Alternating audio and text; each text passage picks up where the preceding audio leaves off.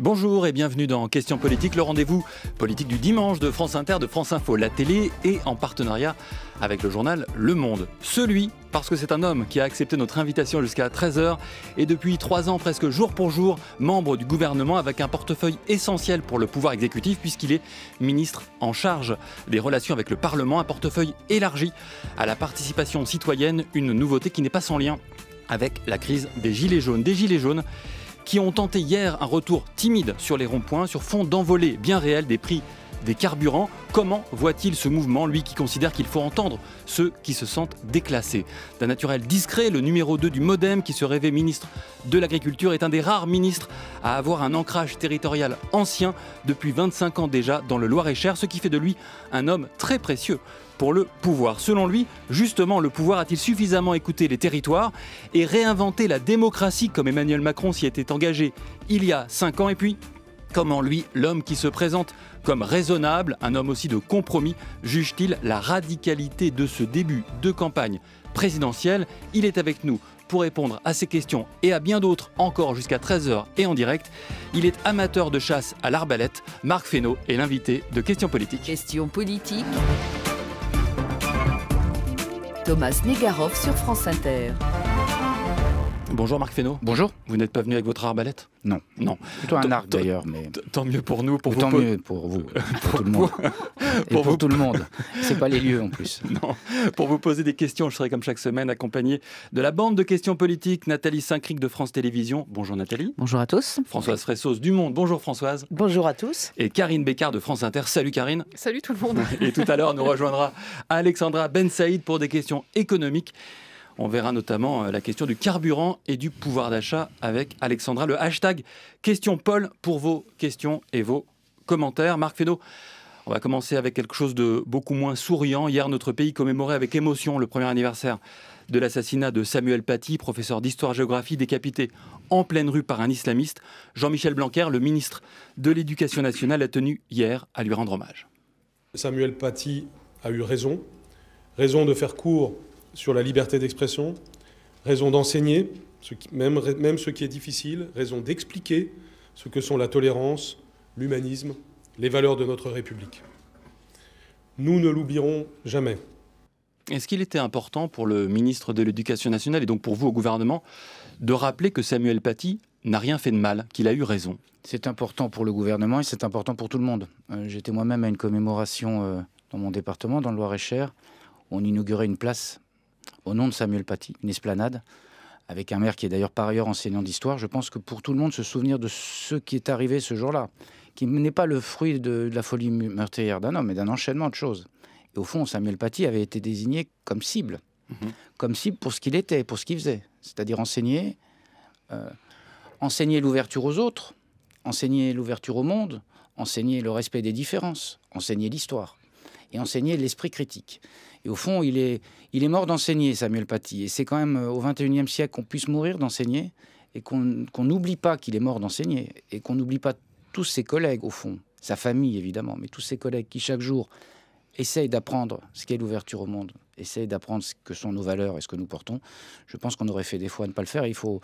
C'est un travail d'ailleurs dans l'éducation nationale, des équipes pédagogiques, mais je pense que c'est bien que tout le monde s'en souvienne, parce que c'est le travail de tous, c'est le travail des gouvernements, c'est le travail des élus. Beaucoup d'élus locaux aussi travaillent sur ces questions, et c'est à ce à quoi il faut essayer de s'astreindre. Mais ce que vous dites là, c'est un peu ce qu'on disait déjà il y a un an, c'est un peu le même discours. Oui, alors, qu'est-ce qui a changé en un an? Depuis lors, d'ailleurs pas par un effet de concomitance des temps, le président de la République avait exprimé des choses dans un discours qui était resté marquant pour moi, le discours des Mureaux, mais qui était 15 jours d'ailleurs avant l'assassinat de Samuel Paty, dans lequel il avait identifié ce qui était le mal et le risque du séparatisme. Et depuis lors, il y a des moyens techniques qui ont été développés, parce qu'on voit bien la puissance dévastatrice dans ces cas-là, et elle est souvent d'ailleurs trop dévastatrice des réseaux sociaux.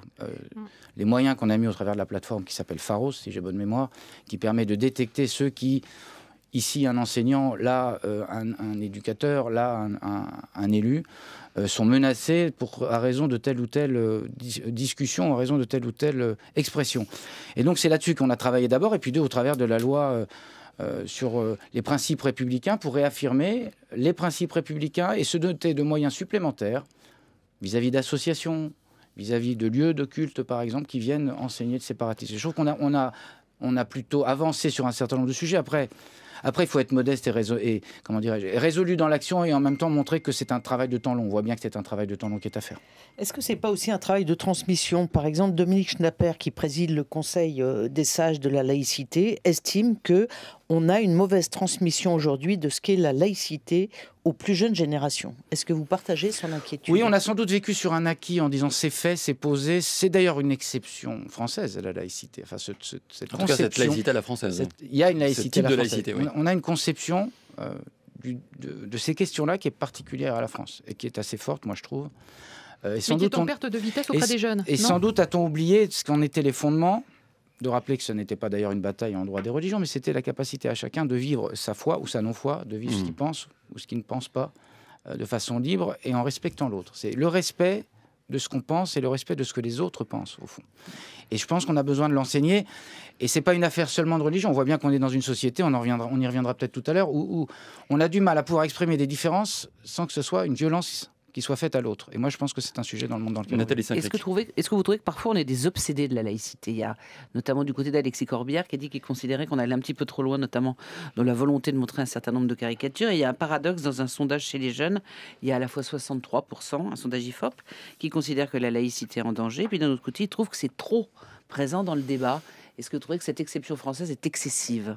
Moi, je pense que ça n'est pas une question de fond, c'est une question de forme. C'est la façon dont on l'exprime. J'essaie de l'exprimer avec des mots qui soient des mots plutôt de l'apaisement que les mots de la querelle. On a même parlé d'intégrisme laïque, vous voyez. Mais je pense qu'il faut faire attention à rester sur ce qu'ont été les fondements de la laïcité et pas quelque chose qui s'apparente à une espèce de police de la laïcité. Vous voyez ce que Alors, c'est quoi la distinction ? mais il faut réaffirmer ce que sont. C'est quoi la police de la laïcité ? C'est le sentiment qu'on peut donner parfois d'aller trop loin ou de donner le sentiment que ce n'est pas une question de respect des croyances, mais une question de bataille de croyances.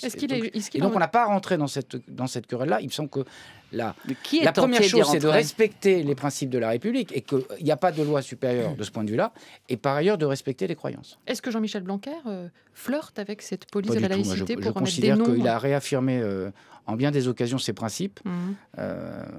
Et moi, je trouve ça juste dans le moment qu'on vit, parce qu'on a vécu aussi toute une période où on disait, au fond, une espèce de renoncement permanent. Je ne sais pas si c'est ce que pense M. Corbière, je ne suis pas sûr d'ailleurs, au fond. Mais de renoncement permanent, de petit recul en petit recul, on a fini par accepter des choses qui ne l'étaient peut-être pas forcément. Et donc, est-ce que c'est pas trop tard, là ?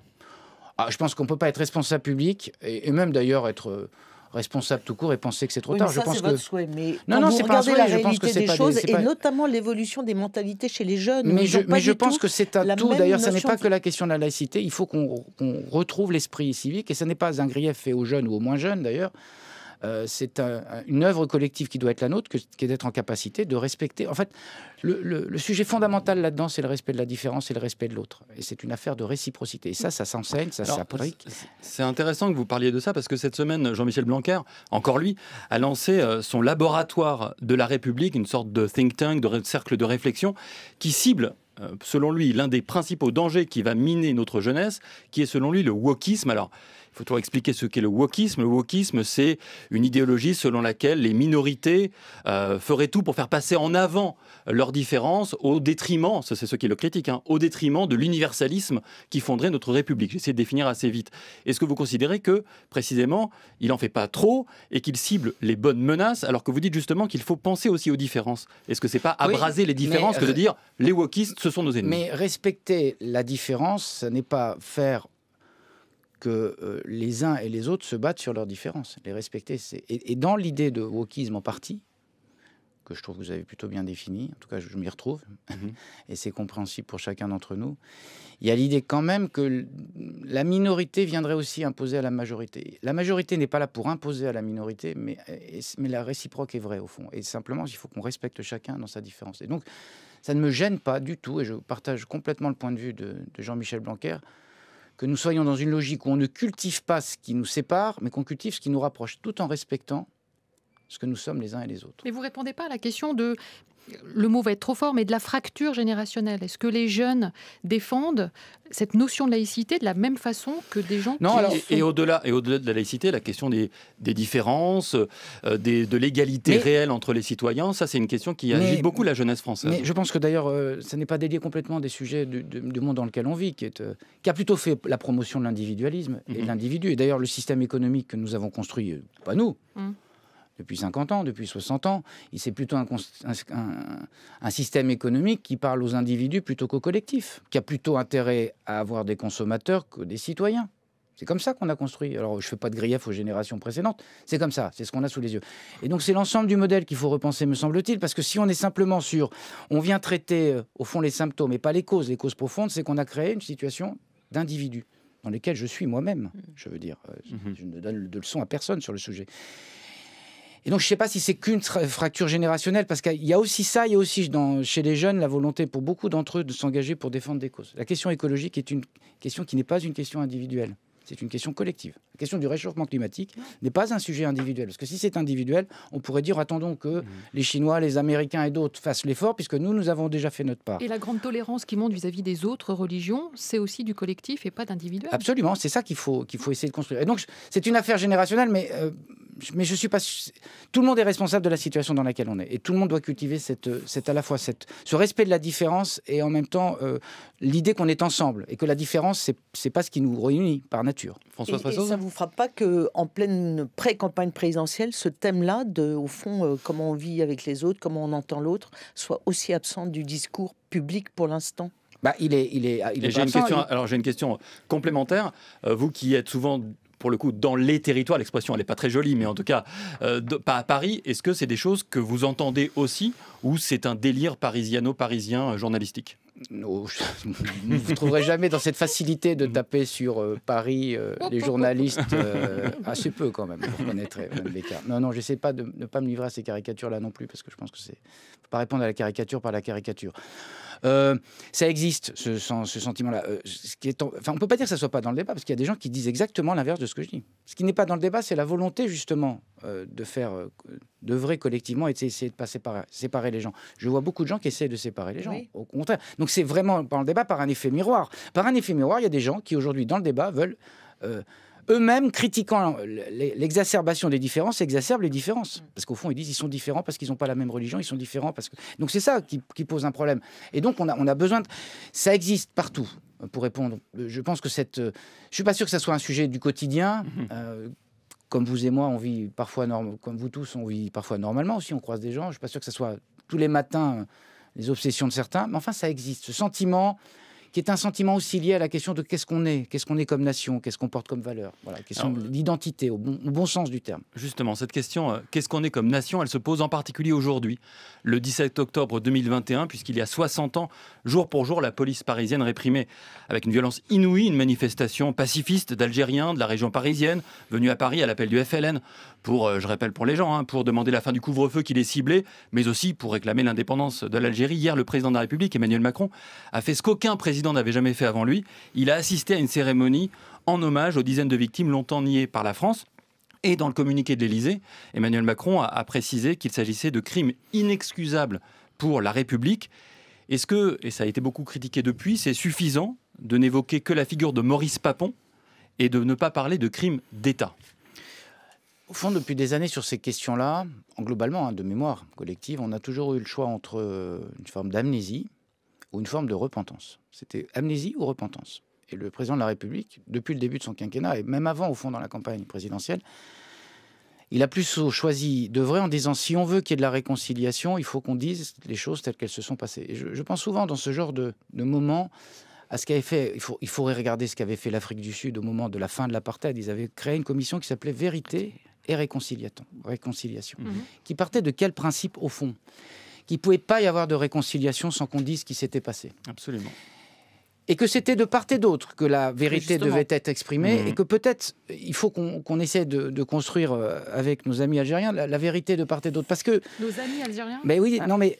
Est-ce que eux nous considèrent comme leurs amis ? Je parle des citoyens algériens. Je veux dire, on ne va pas se faire la guerre entre les peuples. On a une histoire commune qui est longue. Enfin, on a des liens qui sont très profonds. Moi, vous ne me trouverez pas sur le terrain de dire que ce sont des adversaires ou des ennemis. On peut avoir des débats, y compris des débats virulents avec les responsables politiques. Mais nous faisons notre part. Il faut que chacun fasse sa part, parce que je pense que la réconciliation, elle passe par la vérité réciproque. Et d'ailleurs, dans cette commission en Afrique du Sud, il y avait les crimes qui avaient été commis par l'État tenant l'apartheid et par aussi ceux qui avaient essayé de lutter contre l'apartheid, et des partisans de l'ANC. Et je trouve que c'est ça la force de la vérité, c'est quand elle est partagée de façon réciproque. Votre position, si je veux la résumer, dites-moi si je fais une erreur, c'est ouverture des archives des deux côtés et travail d'histoire des deux côtés et réciprocité des Algériens qui en gros n'ont pas l'air d'être très bien partis pour ça pour l'instant. Certes, mais ça n'empêche pas d'essayer d'œuvrer sur ce chemin avec le ton que j'emploie, qui n'est pas un ton querelleur. Je pense que cette vérité, elle est nécessaire pour les Français, elle est nécessaire pour les Algériens. Et Roch Mémoriel, c'était une erreur de parler de ça. Et cette réconciliation, elle est nécessaire. Voilà. Vous êtes ministre en charge des relations avec le Parlement. Est-ce que le Parlement doit légiférer sur ces questions mémorielles ? On se souvient qu'en 2005, la loi sur les bienfaits de la colonisation était très mal passée. Parler au ministre des Relations avec le Parlement. Je pense qu'on a parfois une propension. On a essayé d'éviter cet écueil durant ce quinquennat, mais les précédents n'ont pas été avares de cette question. Surtout. À chaque fois qu'on a un problème, on fait une loi. Ou à chaque fois qu'on a une question, on fait une loi. Je pense qu'on a des moyens. En même temps, c'est pas mal la loi, ça permet aux oppositions de parler. La question de la mémoire, la question de la vérité n'est pas une question de loi, c'est une question d'attitude et de la façon dont on le met dans le débat public. Vous voyez bien sur la question précise que vous évoquez et le sujet du 17 octobre 1961, c'était donc il y a 60 ans, c'est pas une question de faire une loi pour dire voilà la vérité. La question c'est de dire voilà ce qui s'est passé, reconnaissons ce qui s'est passé. Et donc je trouve que cette propension à trop légiférer, je mets en garde sur ce risque, sur ces sujets-là, je trouve que c'est très, très dangereux. Voilà. France Inter. Question politique. Thomas Negaroff. Et voici Alexandra Ben Saïd qui s'assoit à mes côtés. Il va donc s'agir de quelques questions d'économie. Et de sujets du quotidien. Bonjour Marc Fesneau. Bonjour. Marc Fesneau, vous êtes un ministre de terrain. Hier, vous étiez dans la Sarthe, auparavant dans les Yvelines, dans l'Aisne. Moi, j'aimerais savoir ce que les élus vous disent du ressenti des Français. Qu'est-ce qui remonte en ce moment du terrain ? Comme tous les autres collègues, on est sur le terrain et c'est bien normal. Je trouve que ce que les élus remontent, c'est d'abord quand même le sentiment assez profond que pour la première fois, on arrive à se retrouver vraiment sans la crainte d'un ressaut épidémique, même s'il faut être vigilant. Qu'au fond, tout le monde est heureux d'avoir à la fois mis en place un certain nombre de dispositions. Les élus ont mis en place les vaccinodromes pour beaucoup d'entre eux, et les citoyens ont suivi globalement. Voilà. Et le bonheur d'être ensemble de nouveau. Premier élément. Deuxième élément, pour faire vite, quand même le sentiment que la reprise est au rendez-vous et qu'on a évité le pire. À l'époque, et nous n'avions pas eu un deuxième, voire un troisième confinement, l'an dernier, à la même époque, il y avait quand même une vraie crainte et un vrai trouble, y compris dans l'opinion, mais évidemment auprès des responsables publics, était de se dire quelle va être la situation du pays un an plus tard. Et un an plus tard, et pourtant avec des épisodes épidémiques qui ont continué à monter, il se trouve que la situation économique est plutôt satisfaisante en termes et de création d'emplois et de croissance. Alors après, ça reflète des réalités différentes. Et puis il y a un troisième sujet, parce que je m'en voudrais de ne pas l'évoquer, c'est le sujet pouvoir d'achat, parce qu'on a un sujet autour des matières premières, et en particulier des matières premières énergétiques. C'est le retour de l'inflation. Voilà, au fond, on a été sorti de la crise sanitaire, on commençait à regarder les éléments économiques, et on continue à avoir des éléments économiques et sociaux qui sont favorables. Et puis une petite lumière s'allume en feu orange, si je peux dire, pour dire attention, il y a un sujet. Alors justement, le feu orange, 3 ans après le mouvement des Gilets jaunes, certains d'entre eux ont réinvesti hier des ronds-points. C'était à Caen, à Orléans, à Nice, on les a vus en Alsace, en Vendée. On ne va pas dire que le mouvement était massif, mais vous parlez de lumière orange. Est-ce que vous pensez qu'une éruption de colère est possible ? Est-ce que ça vous inquiète de revoir des Gilets jaunes ? Il faut toujours être vigilant sur les mouvements. Je pense que ce n'est pas tout à fait de même nature, parce qu'il faut quand même rappeler les choses. La dernière fois, si je peux dire, en 2018, la question carburant a été montée parce qu'il y avait à la fois une concomitance de la hausse des carburants et puis la concomitance de l'apparition d'une taxe. C'est comme ça qu'est né le sujet. Avec un sentiment qu'on ne comprenait pas et que les gens étaient dans des impasses. Alors là, d'abord, rappelez quand même que la hausse des carburants, je sais que ce gouvernement est responsable de tout, et surtout quand ça ne va pas, mais en tout cas pour nos opposants, mais la hausse des carburants, c'est une hausse des carburants mondiale, et dans tous les pays du monde, ça œuvre. Ce qu'on a à faire, c'est de faire en sorte, ce qu'on a fait par exemple sur les questions de chauffage, de gaz en particulier, de trouver des mécanismes d'amortissage, des mécanismes qui permettent d'amortir, c'est plus français, la question de la hausse, le choc durant la période. Parce que en gros, si on dit qu'il y a 20 centimes de plus, si mes calculs sont bons, et pour avoir une mémoire assez précise de ces sujets-là, ça fait 10 € par plein. Et donc, cette question, assez vite, en 10 semaines, ça fait quand même si c'est un plein par semaine, on va dire, ça peut créer cette question-là. Donc, le Premier ministre, sous l'autorité du Président de la République, et les ministres concernés feront un certain nombre, sans doute, de propositions dans la semaine pour essayer, après ce qu'on a fait sur les questions de chauffage, plutôt un gel, et une neutralisation des hausses, de regarder ce qu'on peut faire sur la question des carburants et de l'automobile. Vous dites que le gouvernement, que l'exécutif n'est pas responsable de tout, mais quand même sur le prix payé à la pompe, 60% de la facture, ce sont les taxes. Oui, enfin, oui, ok.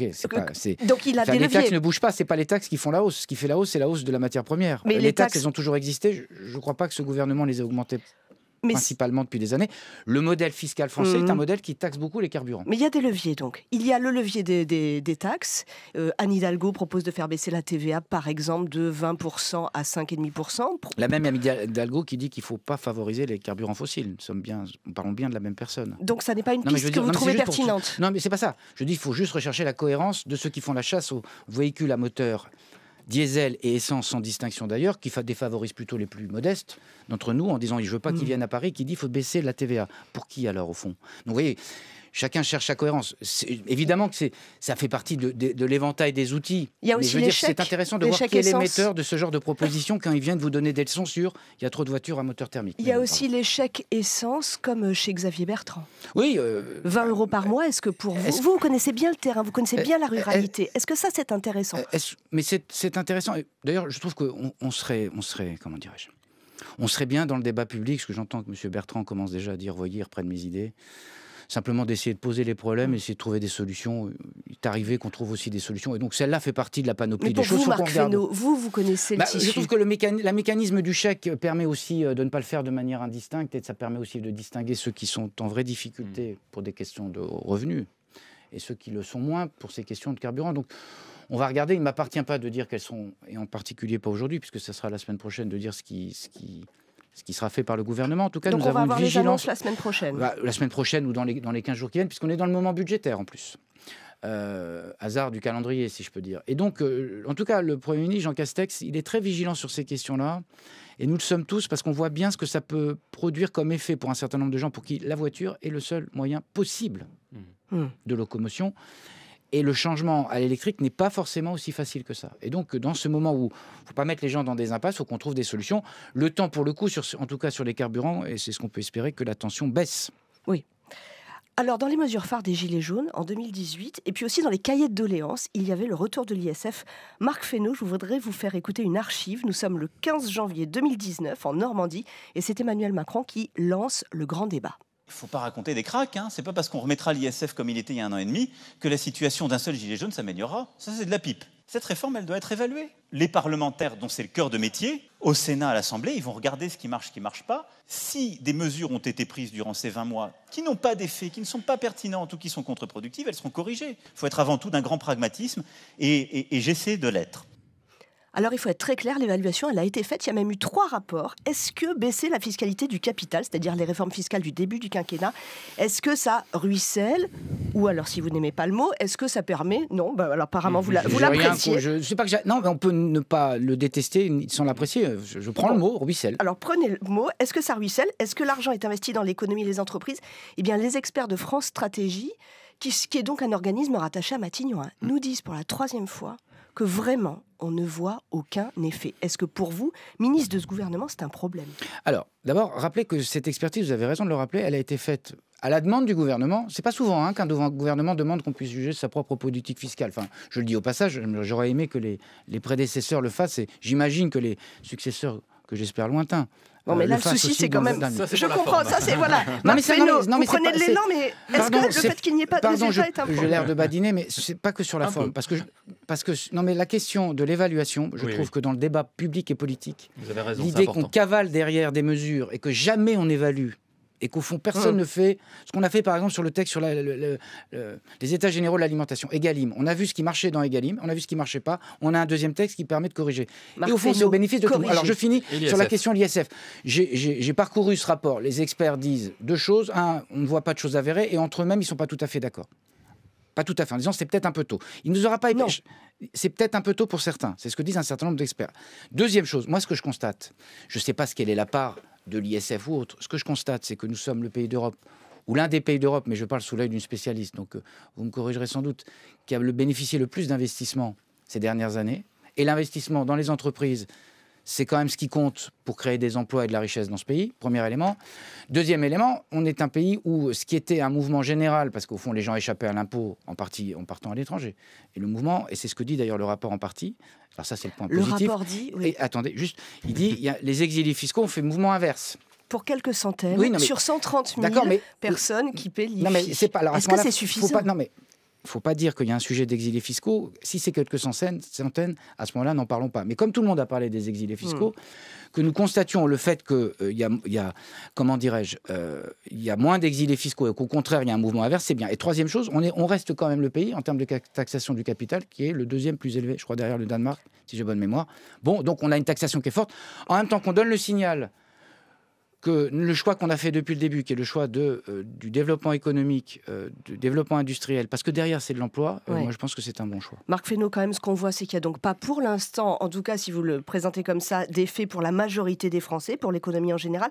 En revanche, ce qui est bien documenté dans le rapport, c'est que ça a eu un effet mesurable sur la concentration des dividendes chez les plus riches. Donc l'étiquette président des riches, elle n'est pas décollée. Mais c'est inexact parce que nous sommes le quinquennat... Parce qu'il faut tout mettre dans une balance dans laquelle le pouvoir d'achat, ça aussi c'est un rapport d'experts. Alors je ne trie pas dans les rapports d'experts, qui dit que nous sommes le quinquennat dans lequel le pouvoir d'achat aura le plus augmenté pour tous les Français. Et en particulier d'ailleurs pour les Français les plus modestes, que c'est inversement proportionné, c'est ce que dit un rapport. Parce que je ne trie pas les rapports. C'est l'OCDE, je crois, qui dit ça, et l'INSEE qui dit ça. Des organismes plutôt indépendants, me semble-t-il. 8%. Quand dans les deux précédents quinquennats, cumulés, c'était 4%. C'est ça la réalité des Français. Des quinquennats qui ont connu des grandes crises. Ce n'était pas les quinquennats où il y a eu le plus de pouvoir d'achat. C'est en tout cas ce qu'ont vécu, ce qui est la réalité des chiffres. Mais les parlementaires vont devoir... Chaque Français. Non, mais ce sont des moyennes. Par nature, les moyennes, c'est ce que j'ai dit d'ailleurs tout à l'heure avec grande prudence. Mais est-ce que les parlementaires doivent corriger, Marc Fesneau ? Comme l'a dit le chef de l'État, quand ça ne marche pas, on corrige. Vous avez raison, on l'a toujours de dire cela parce qu'on l'a toujours fait. Quand on a vu qu'il y avait des éléments qui nécessitaient des corrections, on le fera. Donc on regardera à chaque fois qu'il y a besoin de corriger, de dire on peut ajuster, on le fera. Merci Alexandra Ben Saïd. France Inter. Question politique. Marc Fesneau, vous avez parlé des Gilets jaunes avec Alexandra Ben Saïd. J'aimerais y revenir avec un biais peut-être plus politique qu'économique.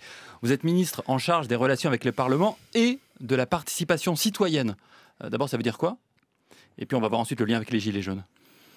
L'objectif qui préside à l'extension en fait, du périmètre de relations avec le Parlement à celui de la participation citoyenne, c'est d'abord le lien entre les deux, le mettre dans le même périmètre. Je trouve que ça a une logique, et je ne dis pas ça parce que je suis sur ces fonctions-là aujourd'hui. C'est parce que je pense que l'idée qu'on peut nourrir un sentiment d'opposition entre la démocratie de la représentation et la démocratie directe ou continue ou citoyenne, enfin comme on veut, est une erreur. Je pense que les deux se nourrissent, qu'on a besoin d'avoir un dialogue entre les citoyens et il y a quelque chose et ceux qui les représentent. Deuxième chose, on est dans un moment de la vie publique, et pas qu'en France d'ailleurs, où les citoyens n'ont pas envie de donner un quitus pour 5, 6, selon la durée des mandats, pour 5 ou 6 ans. Ils ont besoin de ce qu'on appelle la démocratie continue. Ils ont besoin qu'on continue sur un certain nombre de sujets. C'est valable au niveau local et c'est sans doute valable au niveau national. Ils puissent être interrogés. Puis il y a parfois des sujets, qui sont d'ampleur nationale, qui traversent la société et qui nécessitent qu'on ait un débat à l'échelle nationale. Et nous aurons fait dans ce quinquennat un certain nombre d'avancées, moi je trouve. On a beaucoup critiqué la Convention citoyenne sur le climat. Donc il avait rendu ses 149 propositions en juin et votre portefeuille est devenu à la participation citoyenne en juillet. Donc il y a un lien entre les deux. Vu le résultat, on l'a critiqué, on n'était pas totalement infondé non plus. Mais je trouve que c'est injuste. Je vais vous dire pourquoi. Pas le résultat de ce qu'ils ont produit, mais je vais vous dire ce qui est injuste. C'est que s'il n'y avait pas eu cette Convention citoyenne sur le climat, et donc c'est un hommage qu'il faut rendre à la fois à l'initiative du président de la République et aux citoyens. Et beaucoup vous le disent, pas ceux qu'on a vus les plus virulents sur les plateaux télévision, mais beaucoup vous le disent, il y a des sujets qui n'auraient jamais été mis à l'ordre du jour. La question de l'artificialisation des sols, la question des transports, y compris la place de l'avion dans notre pays, c'est des sujets qui n'étaient pas sur la table. La question de l'alimentation durable, en particulier les circuits courts, la question de la publicité, Alors, on n'a pas été aussi loin que ceux qui viennent tous les jours sur les estrades vous expliquer que Yaka, Faucon, c'est si simple. Oui, mais Marc Fesneau, regarde, mais l'exercice, mais j'ai pas dit que c'était vous. On est en plein drame sur les prix de l'énergie et au fond, rien n'a été résolu avec la Convention citoyenne. On a même évacué l'histoire de la taxe carbone.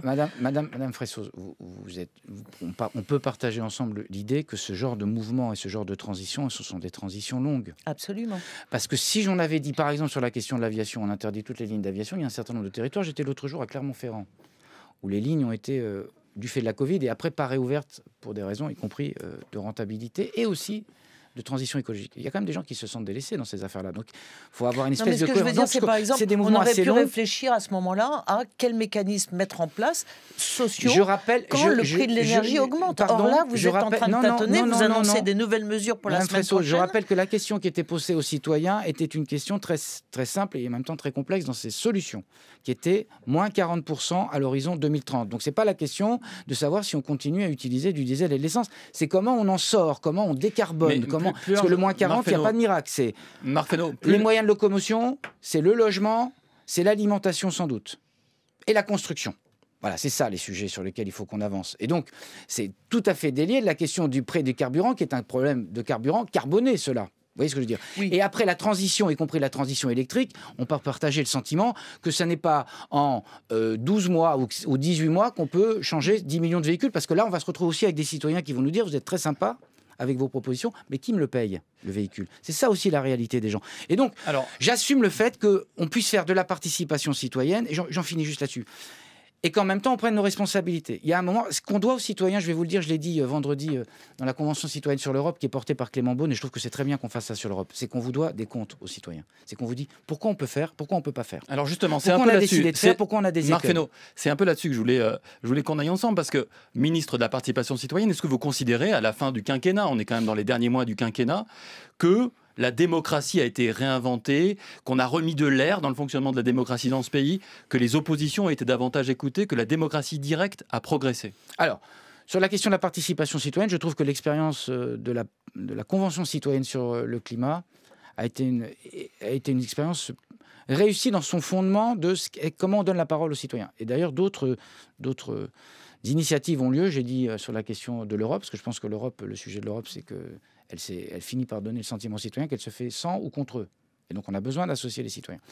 La participation citoyenne, ça demande beaucoup de méthodologie et de professionnalisme. Ce n'est pas l'affaire de réunir les gens dans la salle, leur dire dites-nous ce que vous pensez et on fera comme on veut. Ce n'est pas du tout ça, la participation citoyenne. C'est une affaire, comme vous le savez, qui date de longue date, notamment dans les...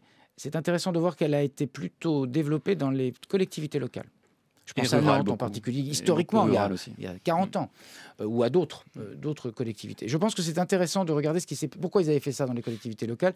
C'est qu'ils sentaient bien que des décisions qui étaient prises n'étaient pas comprises par les gens. Si je vous pose la question, Marc Fesneau, c'est aussi parce qu'on sort de la crise sanitaire, et que la crise sanitaire a été pour beaucoup l'expression même de la verticalité. Je peux finir. Justement, c'est sur quoi donc ça, c'est une part qui a été faite. Je regrette qu'on n'ait pas pu aller plus au bout sur la question de la réforme constitutionnelle ou institutionnelle que nous avions initiée, pour les raisons que vous savez, et qu'après...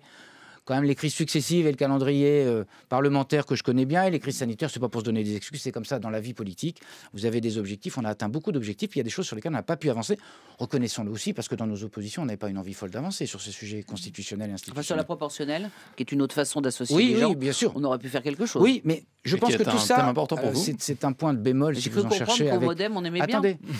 C'est un point de bémol que je peux avoir avec François Bayrou, et j'en ai très peu. Je pense que, ou avec mes amis du Modem, c'est que je pense que le sujet de la proportionnelle ne résume pas à lui seul le sujet démocratique. Non, mais c'est un petit élément. Oui, mais je pense que la réforme institutionnelle ou démocratique est un tout.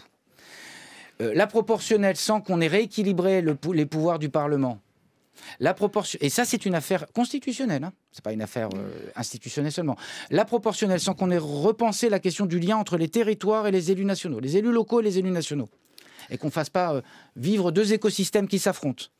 La proportionnelle, sans qu'on ait pensé aussi à la question qu'on vient d'évoquer de la démocratie participative, tout ça est un tout. Et donc je pense qu'on aura avancé sur la question de la démocratie. Par ailleurs, on voit bien... Alors, est-ce que c'est une urgence pour le prochain quinquennat ? Je ne sais pas si c'est une urgence, en tout cas c'est un débat présidentiel, me semble-t-il. Mais est-ce que ça peut lutter contre l'abstention et le fort taux d'abstentionnisme que parfois on pressent ? Pour que les gens, y compris, on parlait des jeunes tout à l'heure, aient envie de voter, il faut qu'ils perçoivent l'enjeu et qu'ils aient le sentiment que nous sommes capables de changer les choses. C'est ça qui nourrit Et qui l'abstention. sont impliqués aussi. Oui, et qui sont impliqués. Troisième élément, mais je l'ai déjà dit. Et le sentiment s'est trop souvent développé chez nos concitoyens qu'au fond, il n'y avait pas de différence entre les acteurs qui se présentaient, et deux, que ça changeait rien de toute façon. Mais on peut l'appliquer à d'autres catégories de la société, Oui, je crois. bien sûr. Mais j'ai dit nos concitoyens, j'ai pas dit les jeunes seulement. Ah, d'accord. Mais les jeunes en particulier, parce qu'il y a une volonté en revanche chez beaucoup de gens, et en particulier les jeunes, c'est pour ça que je le dis, de s'engager pour des causes. Parce qu'on les voit aussi assez actifs, je trouve, sur des causes en particulier de la transition écologique, mais d'autres causes, l'égalité entre les hommes et les femmes, les questions des libertés publiques. Donc on aura besoin dans le débat présidentiel, me semble-t-il, de revisiter ces questions et toutes ces questions. Et c'est vrai que les questions qu'on a été obligé de mettre à l'œuvre, je pense, au confinement, qui est un élément de privation de liberté. D'ailleurs, personne n'a dit au gouvernement qu'on ne privait pas les gens de liberté, mais que il n'y a pas un pays du monde, globalement, où on n'a pas été contraint de prendre des mesures de... Quelquefois, on associait plus le Parlement. Oui, enfin, on a associé le... Chez nous, c'est pas non plus vraiment... Pardon, on est au 12e texte. On est au 12e texte, au 11e ou 12e texte au Parlement dans lequel on traite de ces questions. Et je ne vous fais pas l'offense de dire qu'il y a des questions au gouvernement. Mais l'état d'urgence sanitaire pourrait être éventuellement, le Parlement pourrait être consulté plus régulièrement. Je vous rappelle que le gouvernement l'an dernier avait proposé... Je vous rappelle que le gouvernement l'an dernier avait proposé qu'on inscrive dans le dur de la loi et que ce ne soit pas un texte qui, au gré des mois, soit prolongé. Et donc, je pense qu'il n'est plus le temps de le faire désormais, mais je regrette qu'on n'ait pas trouvé les voies et moyens pour le faire, pour tranquillement se dire, quand on est face à une crise comme celle-là, que nous n'avions pas imaginée, personne, ni nous, ni personne, quels sont les outils qu'on peut développer pour faire en sorte qu'on soit dans cette tension compliquée qui est intérêt général, et dans l'intérêt général, les libertés publiques. Comment on peut faire ça? Et donc, je pense qu'il y aurait utilité, alors on est encore dans la crise, reconnaissons-le, même si on en sort, mais il y aurait utilité à ce que le Parlement... les gouvernants et dans la campagne présidentielle, on pense à ces sujets-là, parce que ça peut revenir malheureusement. Juste deux toutes petites questions qui vont dans le droit fil de ce que disait Thomas tout à l'heure. Pour favoriser la participation citoyenne, vote 16 ans, proposé par Clément Beaune, bonne idée, mauvaise idée? Peut-être à certaines élections, oui. Est-ce que c'est... Gadget? Moi, ça me gêne pas, moi, ça me choque pas. Je ne sais pas si ça vous gêne, je me demande si c'est pas une idée pour intéresser les jeunes. Mais j'essaie de vous répondre. Je vous dis, je ne suis pas buté à l'idée que 18... Alors après, ça pose des questions, ça a d'ailleurs été posé de... Parce que la majorité, pour le vote, pose d'autres questions, c'est la question de la majorité tout court. Donc il y a des questions... Pardon, juridique, mais passons de côté, faisons comme s'il n'y en avait pas. Philosophiquement pour... Même si ça peut exister. Mais je pense que philosophiquement, c'est pas une gêne, parce que ça permet... en particulier, je pense que les jeunes seront plus intéressés aux élections très nationales, type présidentielle, ou aux élections très locales, municipales. Ça posera la question s'ils peuvent être... Pardon, c'est pour ça que c'est pas simple. S'ils peuvent être électeurs, est-ce qu'ils peuvent être candidats? Bon, quand même une bonne question. Est-ce que ça suffit? Si le système, si les systèmes est comme on le décrit, à mon avis, là non plus, ça ne permettra pas à tout le monde. Ça fait plein de petites choses. Oui, mais c'est pour ça que je dis que c'est le cumul de petites choses qui doit faire. Mais il faut que ça donne un sens. Il faut qu'il y ait un sens. Puisque vous employez le mot. Est-ce qu'il y a un débat en ce moment en se disant que finalement la fin du cumul des mandats était peut-être pas le truc le plus génial de la terre, au sens où vous avez des gens, je vais reprendre le poncif du député hors sol, et que quand on pouvait avoir un contact local, c'était quelque chose d'un peu plus... Oui, alors, je peux, à ce micro, dire des choses qui pourront déplaire à certains, parce que le poncif, comme vous dites, du député hors sol, parce qu'il ne serait pas élu local, on peut ne pas être élu local et être ancré dans le sol. Pardon. Et moi, je peux le dire, sans être soupçonnable de parler pour ma paroisse, si je peux dire. C'est pas... J'ai connu des députés qui étaient députés maires, et j'ai même connu des maires qui n'étaient pas forcément plus ancrés que d'autres. On va dire ça comme ça. Vous êtes responsable d'association, vous êtes chef d'entreprise, vous êtes citoyen, vous vivez des choses aussi. Bon, premier élément. Deuxième élément, je pense qu'en revanche, moi j'étais plutôt favorable, et je reste dans la philosophie générale à l'idée qu'on ne peut pas tout faire et pas tout cumuler. C'est une question de temps et de disponibilité. Sauf qu'on n'a pas pensé le système en 2017 quand on a voté cette loi en se disant comment ça marche territorialement. Comment le député... qui est certes le député de la nation et qui est plutôt là pour voter les lois et contrôler l'action du gouvernement, il est aussi l'émanation d'un territoire. Vous ne pouvez pas dire le député, il ne peut pas se soucier de telle entreprise, de telle maternité, de tel service d'urgence, de telle personne qui a telle difficulté, parce que c'est une démocratie de la représentation. Et donc il faut que les citoyens aient le sentiment qu'on porte non seulement des valeurs, des projets et des lois, mais aussi qu'on porte ce que sont leurs problèmes spécifiques et territoriaux. Et il faut qu'on trouve, alors il y a à la fois du travail sans doute territorial entre les collectivités et les parlementaires. Est-ce qu'on a des dispositions législatives? Et après, il y a une question peut-être qui peut se poser de, est-ce qu'on peut, le président de la République l'avait un peu évoqué au moment des Gilets jaunes, est-ce qu'il ne faut pas regarder, non pas un cumul député-maire, mais qu'on puisse être en capacité d'être dans des exécutifs, maire adjoint, vice-président, qui permettent d'avoir un pied, non pas seulement dans la réalité, mais dans la façon dont ça s'emboîte. Parce que État et collectivité, ça travaille ensemble, contrairement à ce que disent certains. Quant à ceux qui disent, j'entends beaucoup, en particulier M. Bertrand, dire on ne peut pas avoir été président de la République sans avoir été élu local. Enfin, c'est une plaisanterie pour quelqu'un qui a sans doute ses réclames du général de Gaulle et de Georges Pompidou. Enfin, je veux dire, il n'y a pas besoin non plus. C'est pas une nécessité absolue. Je crois qu'il faut arrêter les caricatures. Mais il faut repenser ce lien, je suis d'accord avec vous. France Inter. #Question Paul. Marc Fesneau est notre invité jusqu'à 13h et vous nous avez offert une belle transition en évoquant des noms de présidents de la République et en évoquant l'élection présidentielle. Illustre. On va en parler de l'élection présidentielle, on verra si l'élu futur sera lui-même illustre. Vous êtes un proche d'Édouard Philippe. Comment vous avez accueilli la semaine dernière la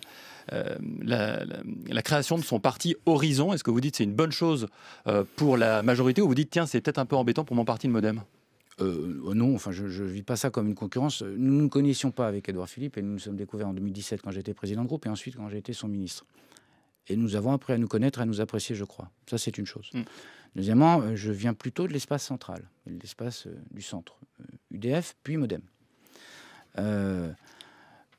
Comme beaucoup d'entre ceux qui ont soutenu le président de la République en 2017. Édouard Philippe, d'ailleurs, je vous renvoie à la déclaration qui était à la fois honnête et précise sur la déclaration de politique générale. Il disait « Je suis un homme de droite ». Donc plus à droite que vous. Géographiquement et politiquement, manifestement. C'est ce que vous laissez.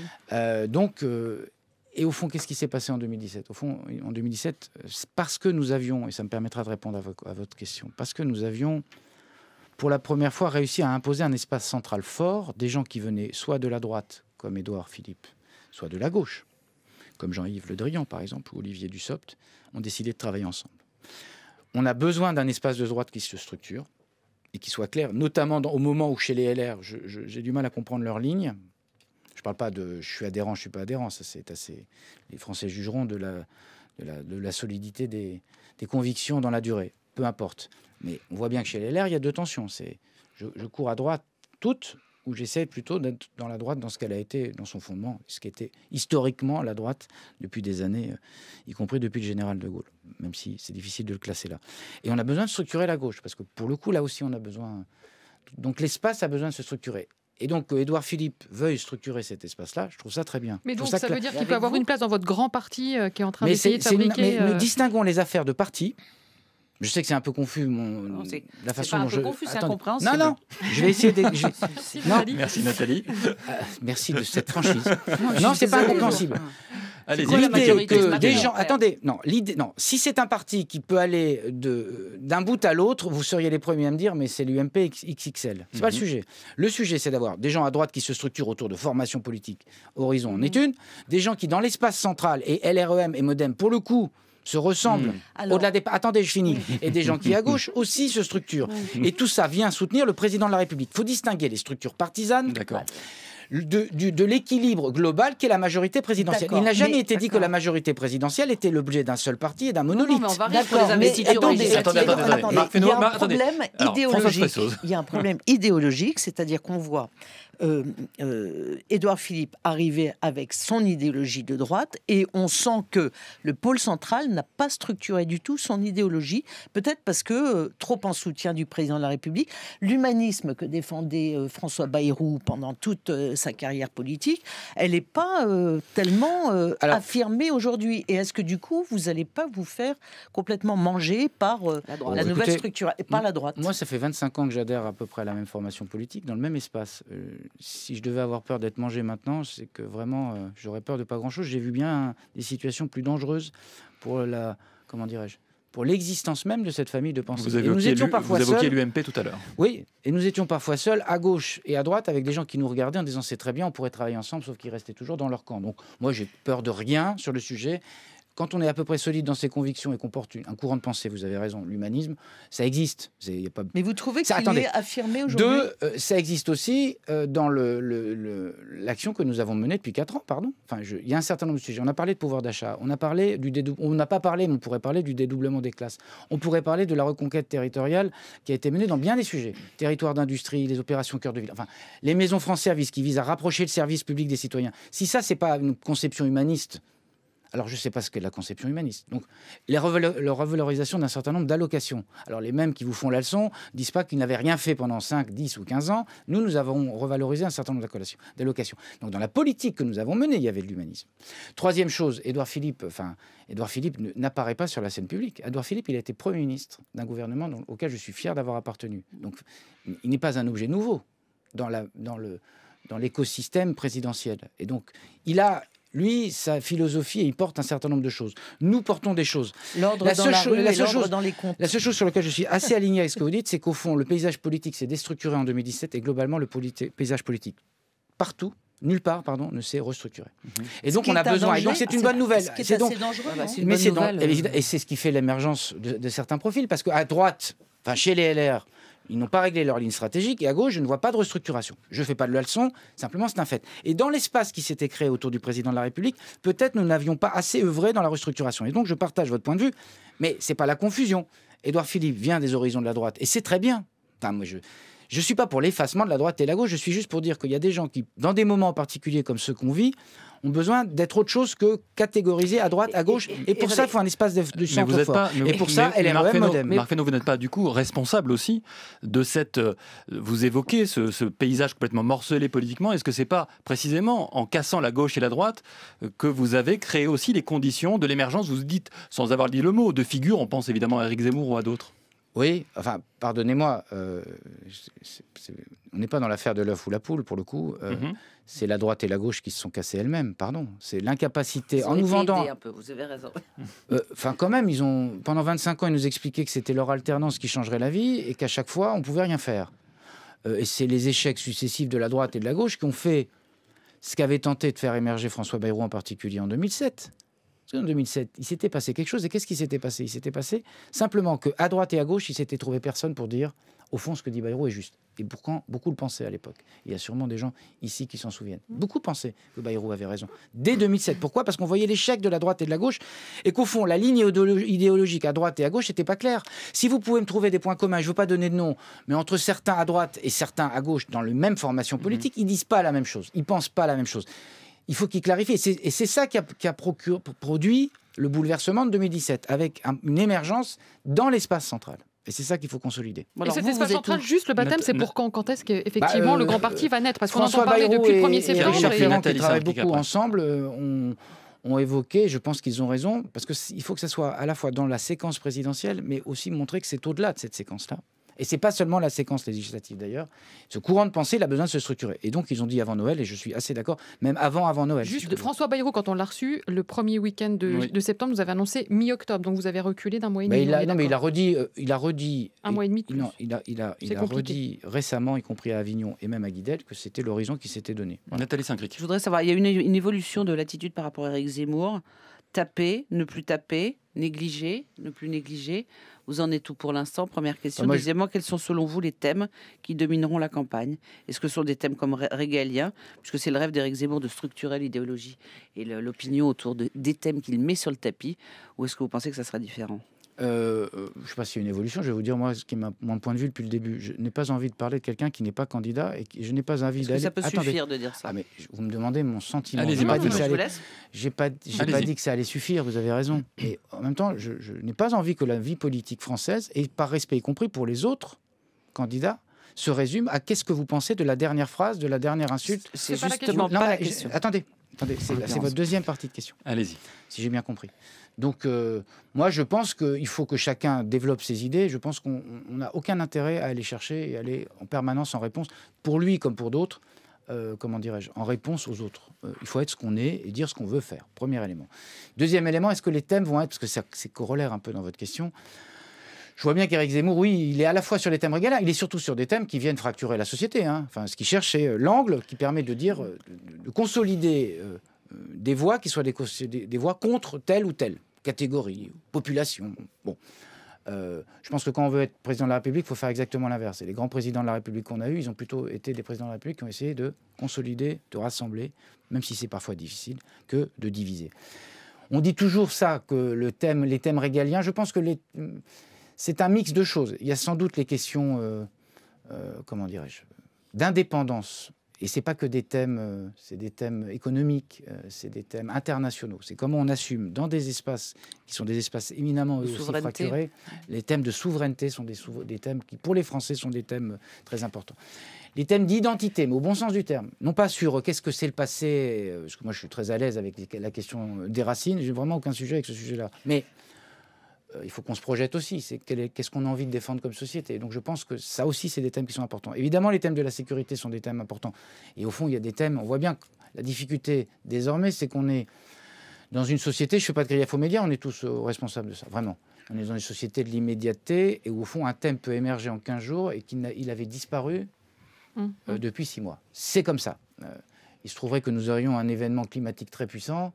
J'imagine que le thème... Or, pourtant, c'est un thème en tant que tel.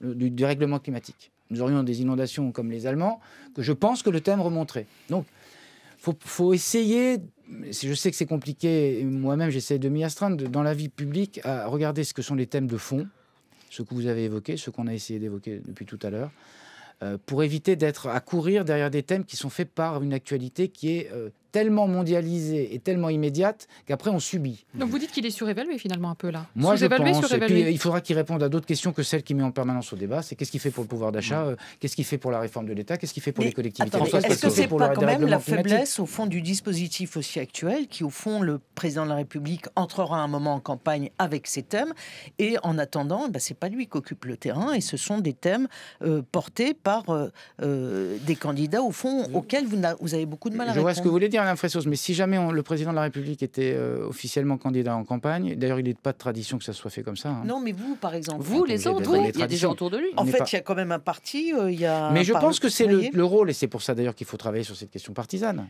c'est le rôle des formations politiques et des responsables publics que nous sommes, non pas de préempter le débat présidentiel, mais de dire des choses dans le moment du débat qu'on a, ce que j'ai essayé de faire devant vous aujourd'hui. Il faut qu'on ait du débat public et qu'on ne soit pas simplement à regarder se dérouler les choses. Mais ce que vous décrivez là, est-ce que c'est pas au fond la faiblesse du système Macron qui est porté par un homme? Ça n'est pas le système Macron. Enfin, je veux dire, vous ne découvrez pas comme moi qu'on est dans un système présidentiel où tout procède d'un système présidentiel. Non, mais en 88, la structuration de la vie politique, la campagne de Mitterrand avant qu'il soit candidat. Ou de la structuration. Il l'espace. Ou de la structure. Non, mais j'entends ce que vous dites, mais je dis où la structuration de la vie publique en France, elle est faite autour de la figure présidentielle et de la présidence de la République et de la campagne présidentielle. C'est comme ça. On peut le regretter, on peut dire que la Constitution de 58 n'est pas parfaite, c'est ce qu'on a sous les yeux.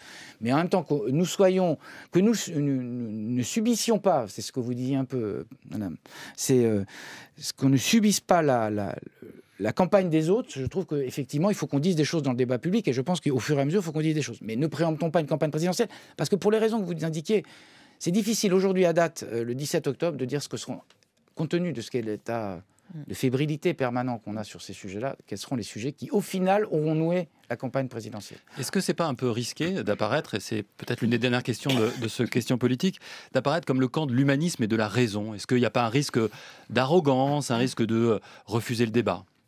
D'arrogance, non. Vraiment pas. Enfin, je partage assez ce qu'a dit, et je vais le compléter. Ce qu'a dit Clément Beaune sur ces questions, sur la question du camp de la raison. On a besoin quand même d'avoir des débats public, j'ai vu, je ne sais plus dans quel journal, la volonté d'avoir une forme d'exigence que vous portez, en particulier dans le service public. C'est la Croix, c'est l'appel de la Croix. Et je trouve que c'est assez juste. Je pense qu'il faut qu'on...